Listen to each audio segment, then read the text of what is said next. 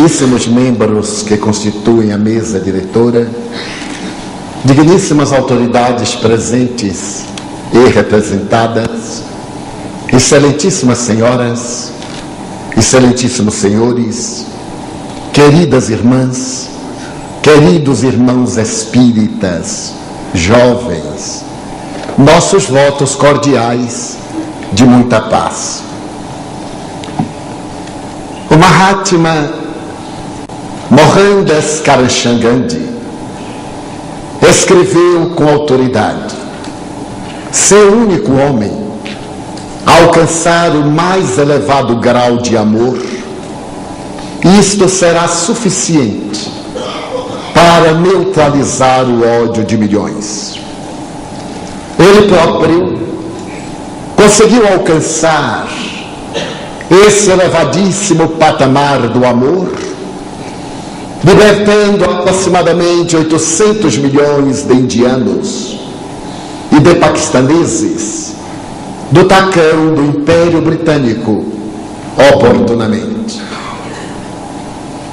Para que nós possamos entender a grandeza da proposta de Mohandas Gandhi, antes dele, há 2.000 anos quase, o incomparável amor não amado ofereceu-se em testemunho para que a humanidade de todos os tempos por vindouros pudesse caminhar em liberdade e experimentar a verdadeira plenitude e usufruir da felicidade.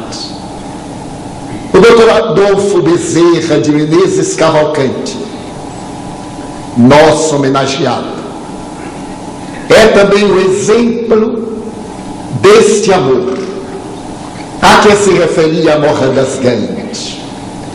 Mas para podermos penetrar na envergadura moral deste homem incomum, merece que relatemos alguns fatos da sua vida espiritual.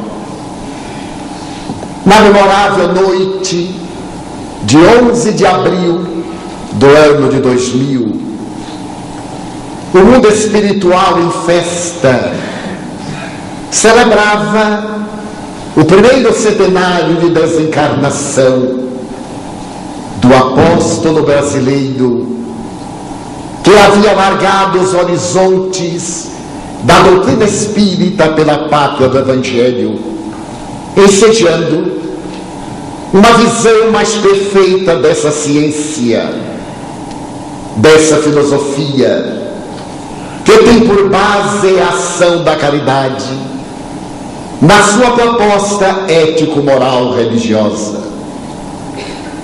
A solenidade deveria ter lugar na atmosfera da cidade do Rio de Janeiro, onde ele mourejara por largos anos, atendendo aos vários ministérios a que se afeiçoara.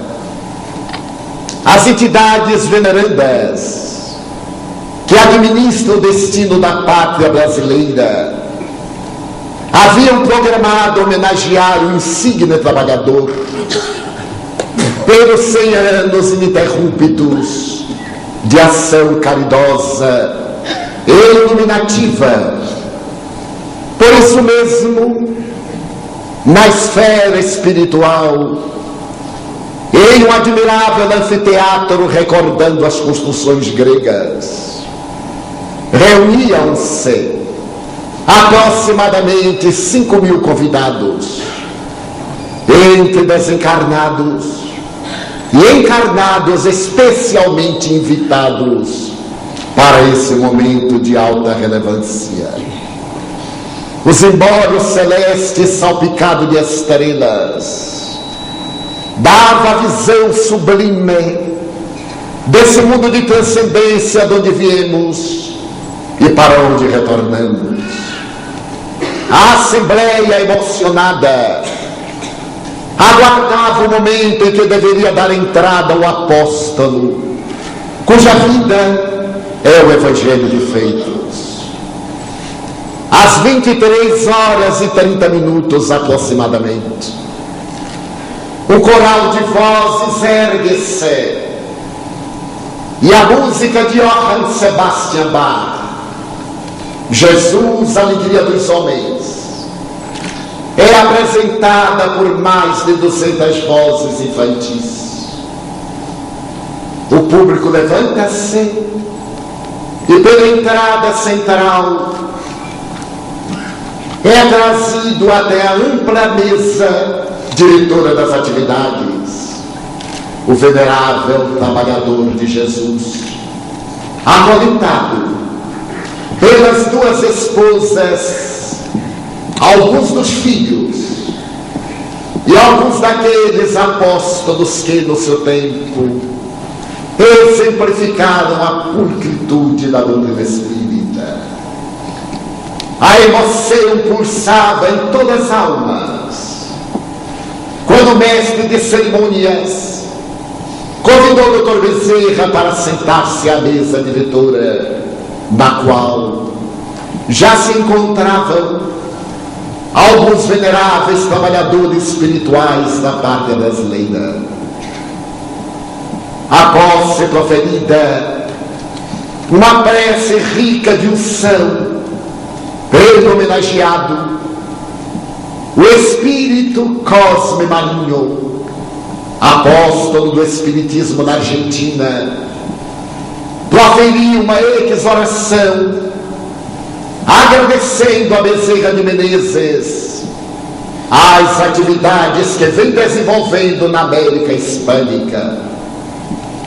Fazia 50 anos, em noite equivalente, quando ele fora convidado para eleger um lugar de mais beleza do que a terra para laborar em nome de Jesus e declinar da honra, havendo recebido da Mãe Santíssima o aval para continuar no Vale de Lágrimas e não ter direito a sorrir enquanto a alma brasileira vertesse dores. A partir daquela data, a Mãe de Jesus alargara as suas possibilidades de serviço, permitindo que a América de língua hispânica passasse a receber o apoio da sua nobreza e a contribuição valiosa de implantação do Evangelho nos diferentes países latinos, base essencial da conduta espírita. Referia-se Cosme Marinho que o Evangelho é a luz da vida, e traduzido pela palavra luminífera da doutrina espírita, é o pão de sustento das almas. Emocionado até as lágrimas, agradecia a Dr. Bezerra de Menezes pela colaboração que vem dando, não apenas na América do Sul, mas também no Caribe, na América do Norte, em Espanha, onde a sua presença tem sido evocada e o seu amor tem sido distribuído em larga messe.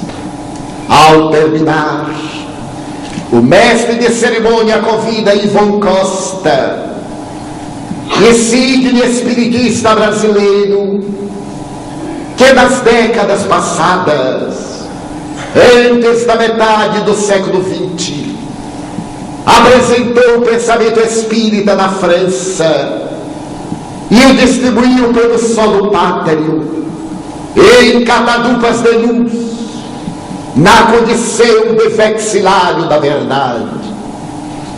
Ivon Costa cantava a excelência da montanha, do sermão abençoado de Jesus, e fazia um paralelo com a vida do homenageado, que era pobre de espírito, era puro de coração, era humilde, sofreu perseguição em nome da justiça e da verdade, e em momento algum permitiu-se deixar tomar ou mesmo recear pelas injunções penosas da existência material.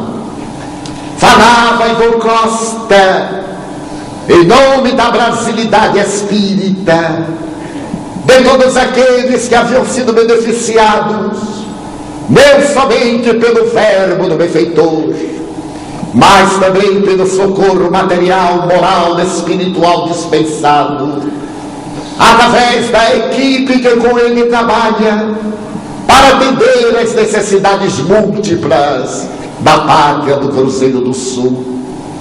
As emoções chegavam a um momento de grande sentimento, quando, terminada a sua peroração, ele vai sucedido por Gabriel Denard, o emérito discípulo de Allan Kardec, que aos 12 anos de idade recebeu uma mensagem para o codificador em Paris, sob a orientação do seu genitor, aquele mesmo que atendera o mestre da doutrina espírita, quando ele tombara fulminado pela problemática que o arrebatou do carreiro material.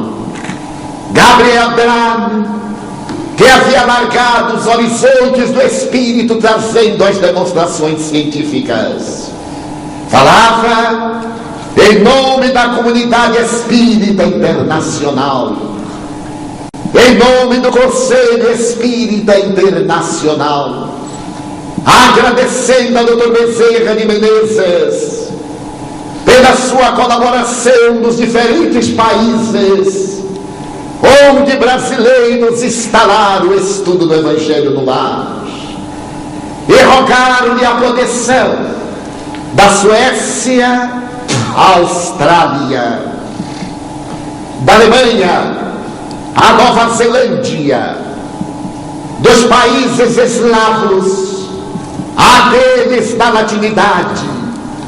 Asseverava Gabriel Denard que o amor dos brasileiros espíritas pelo trabalhador de Jesus havia de tal forma impregnado a própria alma, que nos diferentes países onde se encontram, ao erguerem o sublime altar da solidariedade, pedem a Dr. Bezerra a interferência para que a doutrina se expanda, o que vem sendo conseguido. E ele, Gabriel Denard, havia sido convidado para interpretar o pensamento de gratidão de todas essas nações que ali se faziam representar, para falar de reconhecimento de amor. Ao terminar a sua monumental palestra, o auditório levanta-se, quando Celina, a mensageira de Jesus, repetindo a experiência de há 50 anos, vem dizer-lhe que a Rainha dos Anjos, a Mãe Santíssima da Humanidade, oferecia a Bezerra de Menezes à terra, para que ele pudesse semear a luz do Evangelho nesses dias tormentosos que abriam o terceiro milênio. A emoção chegava à culminância quando ele se levanta e, dominado pelas lágrimas, diz: mas eu não mereço, eu sou apenas um mau servidor que se desincumbiu da tarefa que lhe foi confiada, sem haver acrescido nada além daquilo que lhe foi imposto. Nesse momento, quando ele silenciou as vozes infantis, entoaram o Aleluia de Handel, da peça inolvidável do Messias. Pétalas de rosas luminosas e perfumadas caíam sobre a imensa assembleia, que, dominada de emoção especial, absorvia os fluidos que elas exalavam. enquanto que tocando nas criaturas ali espírito, penetravam-lhes as entranhas para se transformarem em força e valor, a fim de enfrentarem as vicissitudes do porvir, jornadeando pelos ásperos caminhos da evolução. Bezerra de Menezes estava liberado em tempo e espaço para servir como verdadeiro apóstolo de Jesus dos tempos novos. Mas quem é esse notável trabalhador? Adolfo Bezerra de Menezes Cavalcante. A síntese é apresentada. Já quando disse, no entanto, podemos e devemos explicar alguns detalhes da sua existência luminífera. Quando mergulhou na indumentária carnal, no recuado dia 29 de agosto de 1831, na fazenda Santa Bárbara, próximo ao Riacho das Pedras, em Riacho do Sangue, hoje Jaguaretama, apagando a sua luminescência para desenvolver as atividades do Cristo redivivo entre a gente sofrida e assinalada pelas necessidades da evolução da amada terra de Iracema, o inovidável Ceará. Portador de uma inteligência incomum, ele vai realizar os seus estudos e tem na alma o anseio de estudar medicina para curar. Preparado que fora nas esferas espirituais, ele traz a saga dos heróis, a bandeira dos mártires e a glória dos apóstolos. Começa as suas atividades escolares, e mesmo quando a sua família transfere-se para Martins, no estado do Rio Grande do Norte, para diminuir a senha da perseguição política de que seu pai era vítima, o menino Adolfo revela e prossegue apresentando as características do homem de bem. Mais tarde, aos 19 anos, ele despede-se da família e viaja na direção da corte, onde deveria estudar medicina para atender aos objetivos do seu coração e aos anseios da sua mente privilegiada. As lutas eram aspérrimas. A família, que não lhe podia sustentar os anseios, sequer lhe ofereceu recursos para os primeiros dias na grande cidade do Rio de Janeiro, para poder atender às necessidades imediatas. E o curso, ele fez-se professor, pois que já tinha experiência de lecionar latim desde os 15 anos de idade, e vai realizando o seu ministério, experimentando provações, porque os espíritos de escola são forjados na dificuldade, são experimentados na luta e provam os imensos desafios para lograr o êxito nos empreendimentos futuros. Mas certo dia, em que as necessidades eram talvez superlativas, confiando em Deus porque era católico, havia recebido do lar a disciplina da religião, a crença em Deus, na imortalidade da alma e nos dogmas que professava. Ele recebe a visita de alguém que vem propor-lhe um período de aulas. Necessitava de preparar-se no programa especial e contrata com o homem sonhador ainda jovem a remuneração correspondente. Mas esse homem é de natureza especial, e diante do preço que é apresentado pelo futuro mestre, ele resolve pagar todas as aulas antecipadamente. Dr. Bezerra, com a sua pudicícia, escusa-se, mas ele insiste. E em face das necessidades que o aprisionavam na própria dor, ele aquece e com notas expressivas o futuro aluno deixa-lhe substancial importância que vai atender a sua dispensa vazia e proporcionar os primeiros pagamentos e as dívidas que se acumulavam. Mas no dia seguinte não veio, nem depois, nem jamais, constituindo o verdadeiro enigma na vida desse apóstolo cuja intervenção da divindade far-se-á repetidas vezes de maneira enriquecedora, discreta e sublime.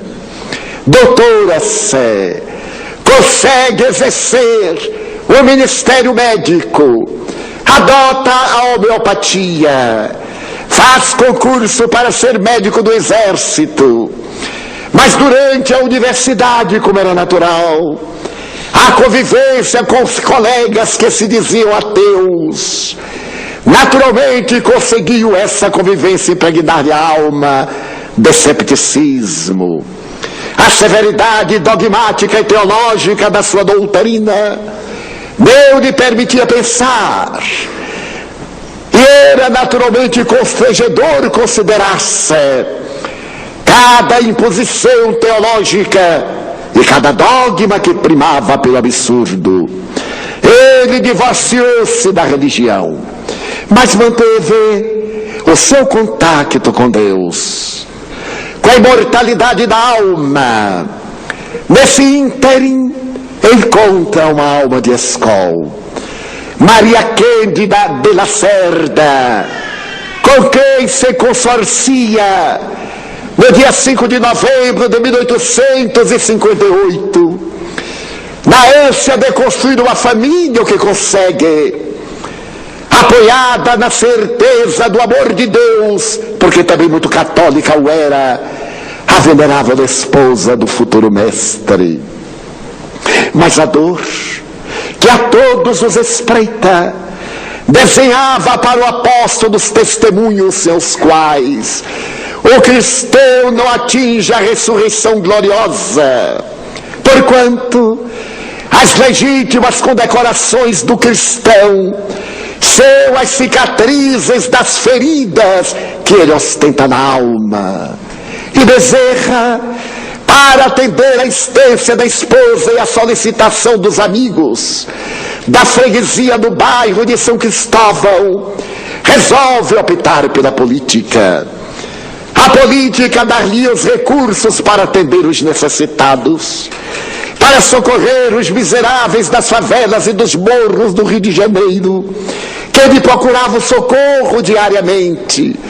E ele, naquele 1860, candidatando-se à vereança pela ilustríssima Câmara Municipal da Corte, é eleito vereador.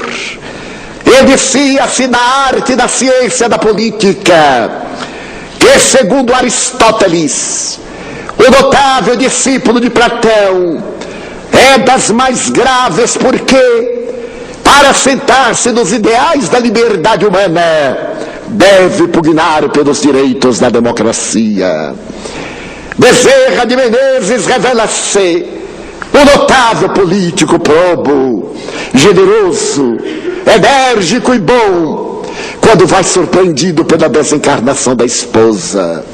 A morte sorrateira e algo cruel arrebata-lhe a companheira dedicada, deixando 2 filhos varões, um de 3 e o outro de 1 ano. Ele escreverá mais tarde: somente o pensar na morte de um ser querido levava-me quase à blasfêmia mental, ao desespero, porque eu não podia entender a razão pela qual Deus nos roubaria a presença dos seres queridos. Mas era necessário que o fogo do sofrimento depurasse os metais da sua alma, para que ele pudesse enfrentar os pélagos vorazes que o futuro apresentaria a esse nauta conquistador do infinito. Posteriormente, Ele consorcia-se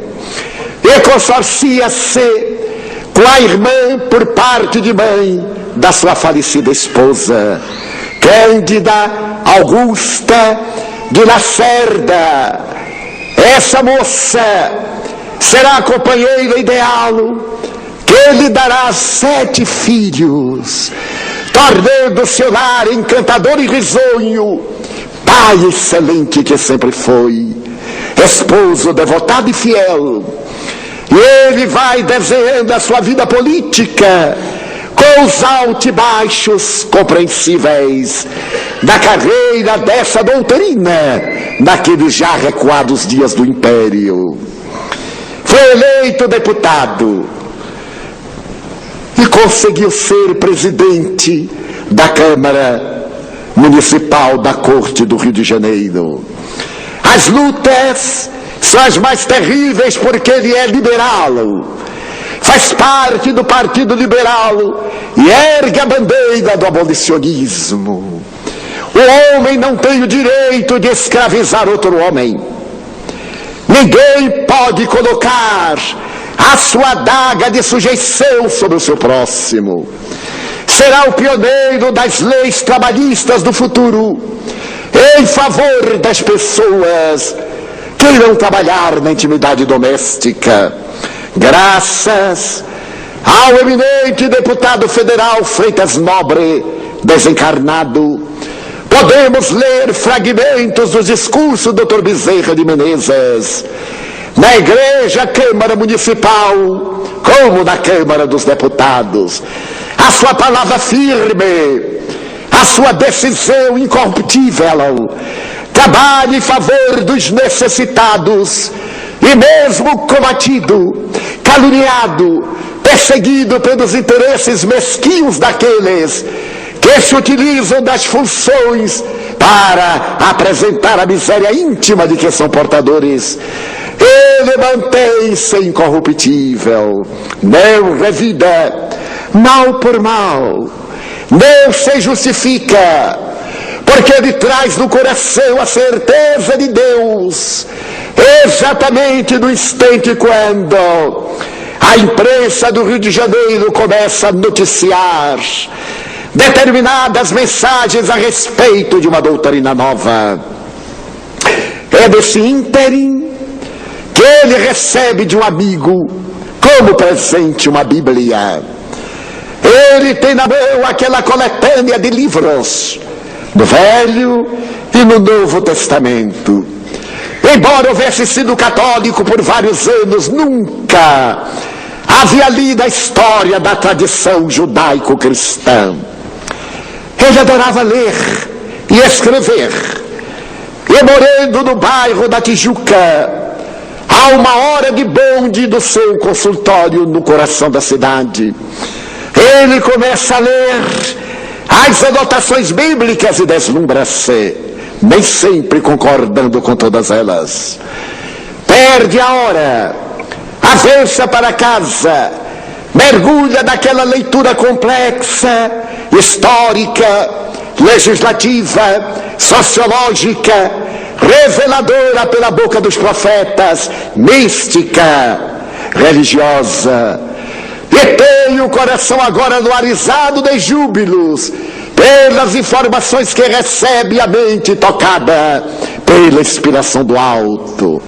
Volta a ler várias vezes aquele exemplar que lhe fora dado por um amigo muito querido.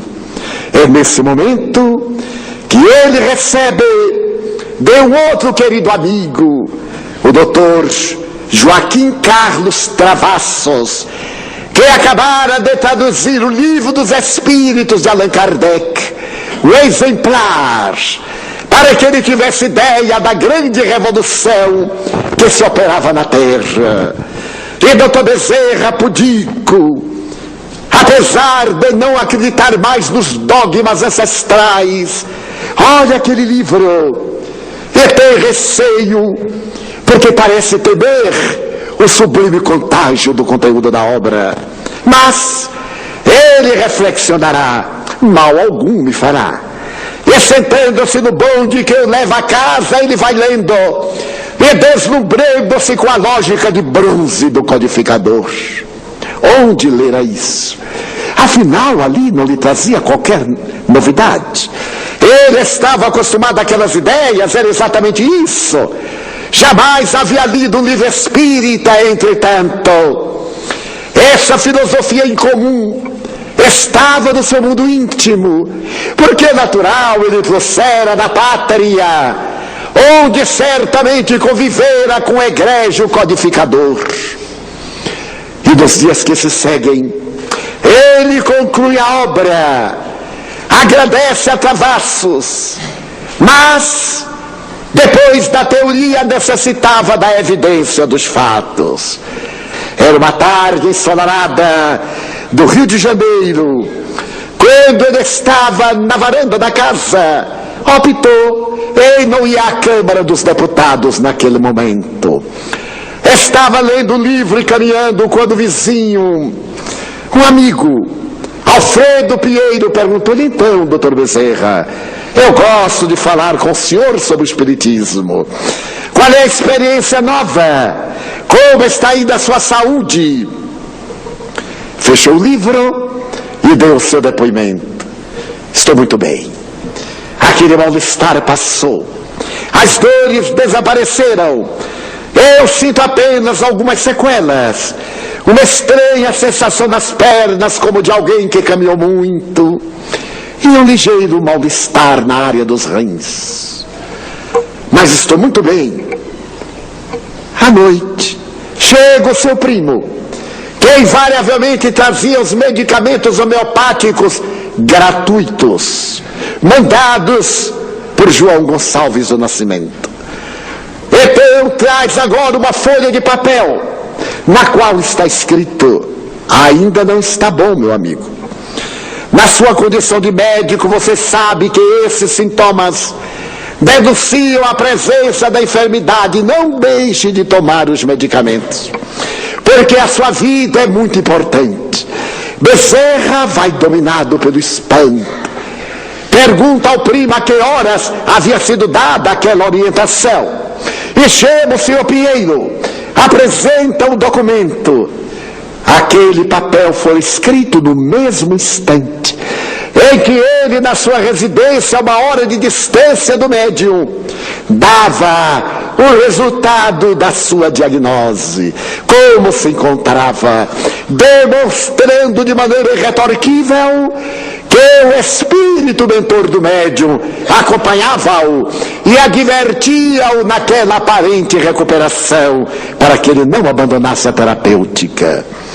Isso abalou profundamente, mas em particular quando a sua segunda esposa estava com o diagnóstico de tísica, a peste branca, a tuberculose que ceifava muitas vidas, havia chegado ao seu lar. Ele resolveu também encaminhar o nome da esposa ao emérito médium, que ele mandou por escrito a seguinte nota: ela não tem a tísica. O problema que a aflige é de natureza uterina. Quando os médicos souberem no futuro as relações existentes na mulher entre o útero, o coração e o pulmão esquerdo, dar-se-ão conta de que muitas enfermidades poderão ser facilmente esclarecidas. E depois de recomendar a medicação homeopática, ela recuperou-se completamente. Estava demonstrada a presença do mundo espiritual. Aquilo que ele havia bebido nos livros espíritas era verdade. Estava agora tomado de emoção para a grande liça. E isso ocorre quando a dor volta a apunhalar-lhe a alma. Certo dia, já no passado, ele chega à casa cansado, com as pernas inchadas, e depois de banhar-se, preparar-se para a refeição, ele vem tomar conhecimento que a sua menina Nhanhã está com febre, está passando mal. A querida filha. Nesse momento alguém bate à porta. Ele vai atender, é uma mãe aflita com lágrimas. Eu lhe peço em nome de Jesus, a minha filhinha está morrendo, está com febre, doutor Bezerra, falta-me o pão, o leio e o medicamento. E ele olha para a esposa, que desmesuradamente abre os olhos, a suplicar-lhe que não vá, porque a sua própria filha está também doente, não tem diagnóstico. Doutor Bezerra reflexiona e diz a Cândida Augusta: Jesus tomará conta dela. Eu irei visitar a outra filha. Sobe, desce morro, chega à casa modesta, atende a menina enferma, receita e deixa uma importância para que a genitora compre os medicamentos e algum alimento. E quando sai, a mulher agradecida diz-lhe: Deus lhe pague, doutor Bezerra, que Jesus cure também a sua filha. Ele lembra-se da filha querida. Chega a casa, silêncio mortal, algo assalta. Terá ela quedado pior? Terá ela ficado mais gravemente enferma ou mesmo morrido? E corre na direção da alcova. A esposa dorme, a filhinha ao lado sem febre, dorme tranquilamente. E ele se ajoelha em espírito para agradecer à Mãe Santíssima e ao sublime terapeuta da humanidade, Jesus, pela graça que lhe foi concedida. Bezerra de Menezes prossegue, e agora na sua condição de espírita militante, porque no dia 16 de agosto ele irá na Guarda Velha proferir o seu ato de fé, proclamar a sua consciência espírita naquele recuado 1886. 2.000 pessoas repletam o imenso salão, e ele faz uma defesa de fé comovedora. A teologia católica não atendeu às minhas necessidades. A teodiceia espírita fala-me de um Deus justo, nobre e bom. As pessoas comovem-se, e quando ele termina e o aplauso irrompe voluptuoso, ele tem lágrimas de gratidão a Deus. Era agora espírita militante.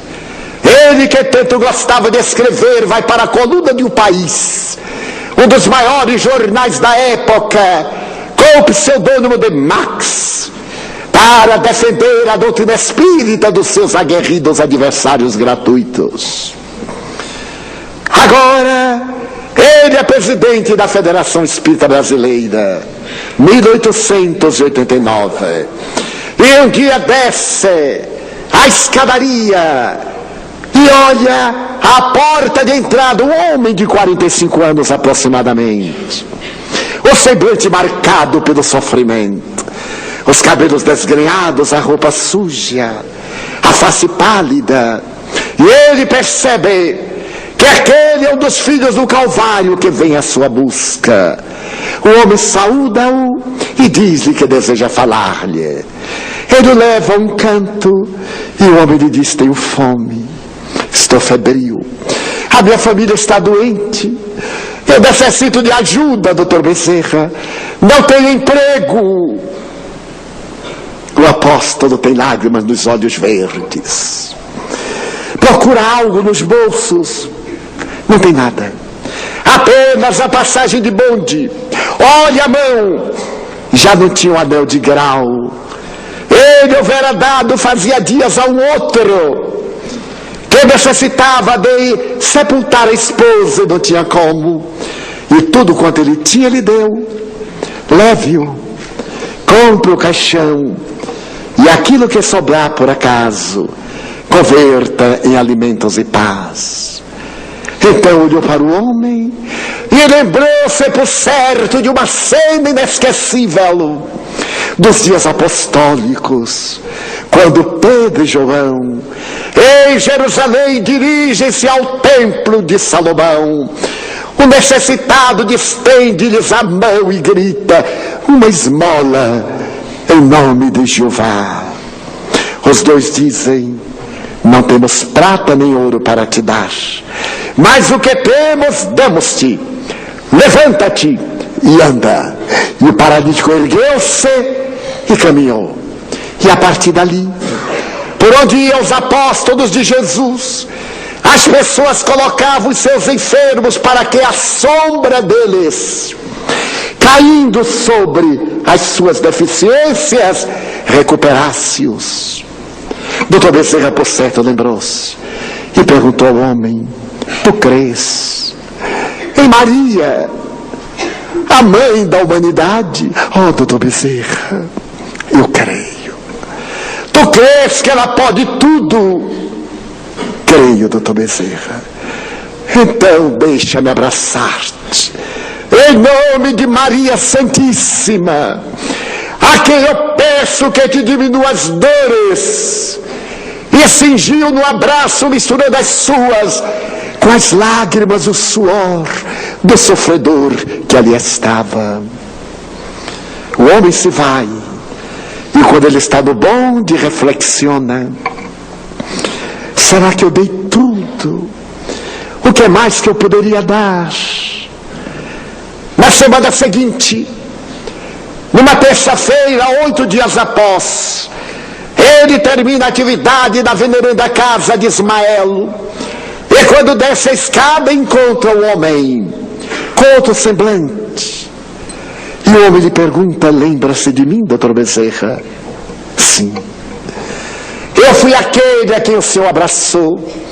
E pediu-me que, chegando em casa, fizesse o mesmo com a minha família. Eu fiz. E quero dizer ao senhor que a água que eu bebi parecia ter o sabor de um medicamento. Todos ficamos curados. Dormimos aquela noite nutridos pela água. E no dia seguinte eu tive uma ideia. Recorri a uma pessoa, contei o meu problema. A pessoa deu-me um emprego. E agora, honrado e trabalhando, eu posso tentar os meus. Que Maria Santíssima o abençoe. Doutor Bezerra tem lágrima nos olhos. 50 anos depois, mais ou menos, dessa ocorrência, uma mulher portadora de tuberculose vai a Pedro Leopoldo e pede ao apóstolo da mediunidade, Chico Xavier, para que recorra ao espírito Bezerra de Menezes, pedindo-lhe um remédio para ter atenuadas as suas dores. O médium promete de fazê-lo na reunião da noite e solicita-lhe a presença. Ao terminar as atividades de intercâmbio, ele dá-lhe uma folha de papel de jornal, na qual está anotado o nome de um medicamento para o seu mal. A mulher toma e diz: ai, Chico, pobre de mim, como comprar esse remédio, se eu sequer tenho dinheiro para comprar o pão? E o doutor Bezerra, que presenciava aquele diálogo, diz ao venerando médium: pede-lhe para que corte o papel em 30 pedacinhos e cada dia sorva-o com um pouco de água, pedindo a proteção de Maria Santíssima, e o resultado será o mesmo.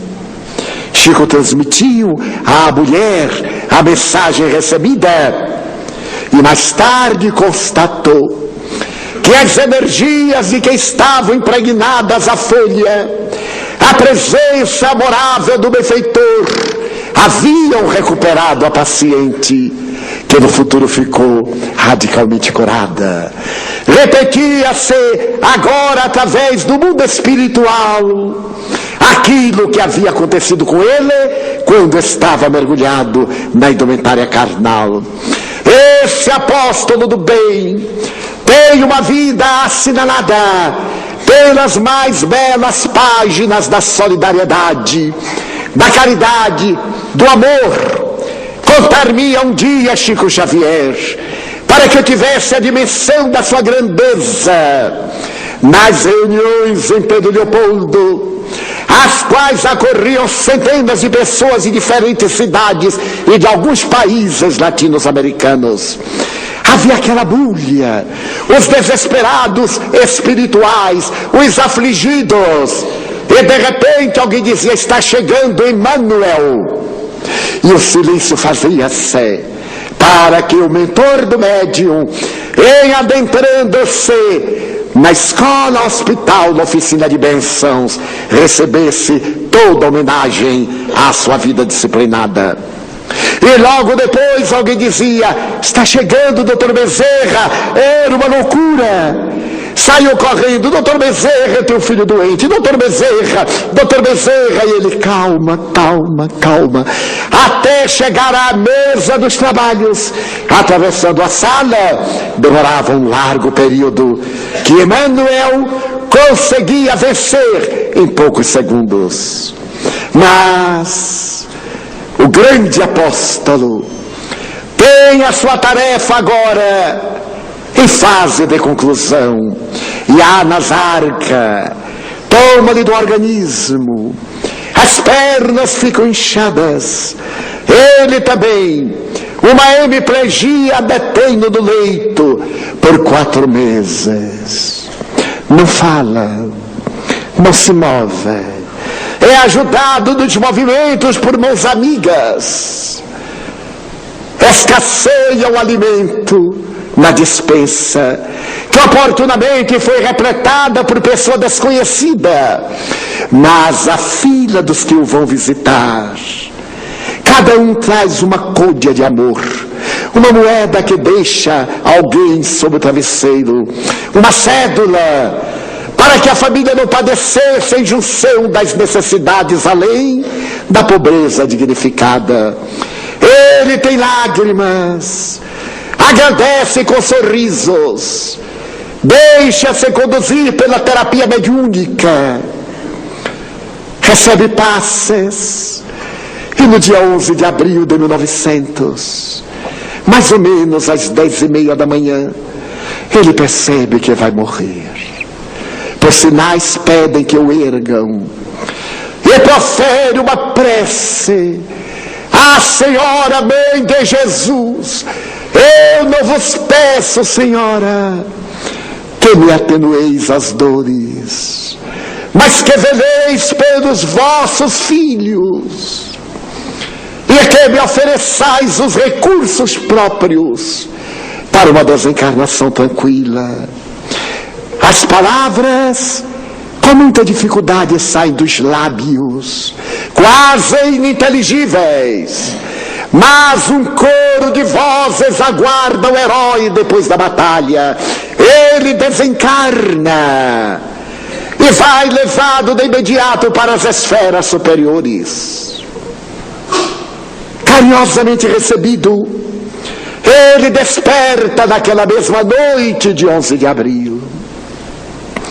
Celina está ao seu lado, a mensageira de Maria, a quem ele amava, e que se apresentava como uma jovem de 16 para 17 anos, irisada de luzes. Seja bem-vindo, de retorno ao grande lar.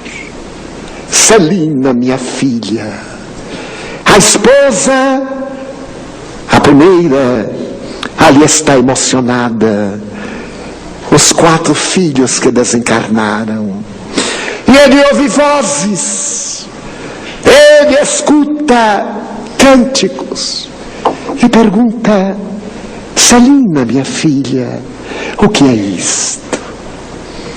Venha, doutor Bezerra. Ergue-o do leito, ele trabalha numa atmosfera diferente, equilibra-se, e ela o conduz até a sacada da janela que dá para uma praça imensa de jardins de rosas. Milhares de espíritos ali estão, entoando hino de louvor e de gratidão a Deus por Dr. Bezerra de Menezes, que acaba de chegar à pátria. Quem são? Por que estão assim? Doutor Bezerra, são as mães cujos filhos se socorreu na terra. São os cônjuges, aquele o Senhor atendeu o apelo, auxiliando aqueles parceiros que ficaram. São todos os beneficiários do seu inefável amor.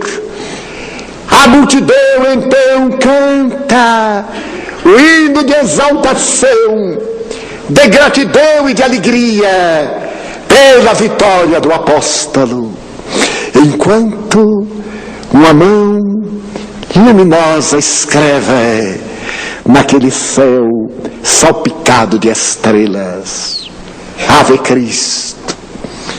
Os que vão viver a vida eterna homenageiam-te e saúdam-te. No dia seguinte, 12 de abril, na sede da Federação Espírita Brasileira, quando se celebrava a última ceia do Senhor, o médium Frederico Pereira da Silva Júnior, o admirável médium de Ismael, entra em transe e Bezerra de Menezes vem agradecer aos seus irmãos de jornada e pedir à Senhora dos Anjos para que os abençoe, para que lhes dê forças nos combates reídos da própria evolução. Doutor Bezerra de Menezes, o homem amor, contou-me Chico Xavier que certo dia ele lhe houvera dado uma frase para meditar: quando a caridade é muito discutida, o socorro chega tarde. A caridade tem que ser espontânea, imediata. Ele, ilustrando a sua tese, referiu-se a duas damas russas que foram ao espetáculo do Teatro Bolshoi e se comoveram com uma peça que era apresentada. Nevava.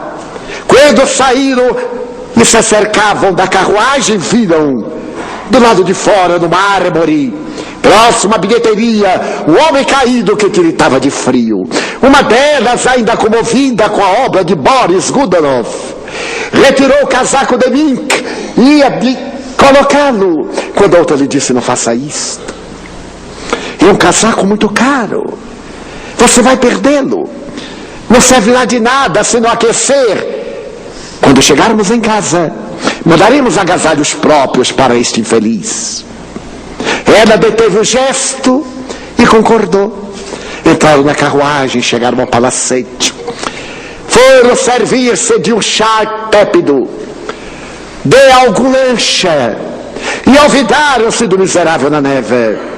Pela manhã, a generosa que teve o impulso lembrou-se, chamou um lacaio, deu-lhe cobertores, agasalhos e mandou que levasse ao homem que havia morrido naquela madrugada enregelada. Quando a caridade é muito discutida, o socorro chega tarde. A caridade em Bezerra de Menezes, como em Jesus, era esse gesto espontâneo, imediato, com o perdão das ofensas, indulgência para todos os erros, como responde os espíritos Allan Kardec, quando ele interroga o que era a caridade no conceito de Jesus, evocando nesta casa das leis a veneranda figura do político e homem de bem, do médico sacerdote e do sacerdote espírita do amor, Dr. Adolfo Bezerra de Menezes Cavalcante. A ele pedimos que ore pelo Brasil, que suplique a Mãe Santíssima de Jesus, que interceda junto a seu Filho pela pátria brasileira. Vive a terra o seu momento clímax do processo de transição do mundo de provas e de expiações para o mundo de regeneração. Não seja de estranhar a presença da dor, das paixões, dos desequilíbrios de todas as denominações, a volúpia da loucura. Não sejam de estranhar os desequilíbrios graves, a violência, o terrorismo, a guerra, o despudor. Não tenhamos na mente a censura em relação àqueles que delinquem, que nós, aqueles que confiamos em Deus, em qualquer denominação religiosa ou não, que façamos a parte que nos cabe, que cumpramos com o nosso dever, que seja a nossa voz que ama e nosso coração que pulsa de carinho e de caridade. Que a nossa seja a palavra que liberta da ignorância, e não que martelo que mais desgraça o infeliz. Então é que oremos a Dr. Bezerra de Menezes, ele que vela pela pátria brasileira, para que ajude as nossas dignas autoridades a desenovelarem esse desafio e resolverem as problemáticas políticas, sociais, humanas, abrindo espaço para a justiça social da pátria brasileira, para que essa nação banhada pela claridade do Cruzeiro do Sul realize a tarefa para a qual elegeu a Jesus. Coração do mundo, pátria do Evangelho, sem nenhum detrimento às outras nobres nações. Ele, interferindo, logrará diminuir as nossas angústias e fará que os homens e as mulheres de bem, que são incontáveis, tomem as rédeas do país e levem-no ao seu destino, que é o destino glorioso do amor, para o exemplo da humanidade cansada de sofrer.